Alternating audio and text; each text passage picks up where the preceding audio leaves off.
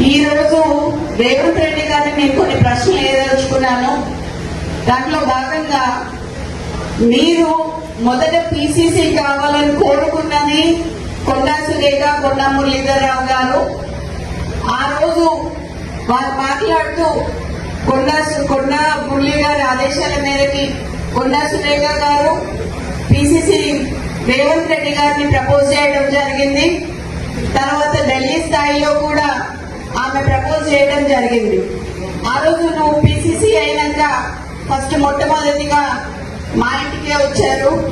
వచ్చి నువ్వు అన్న మాట ఏంటంటే మా నాన్నతోని కొండా మురళి గారితోని అన్న 38 సీట్లు వచ్చినా 36 సీట్లు వచ్చినా నీకు ఎమ్మెల్సీ ఇస్తానన్నావు.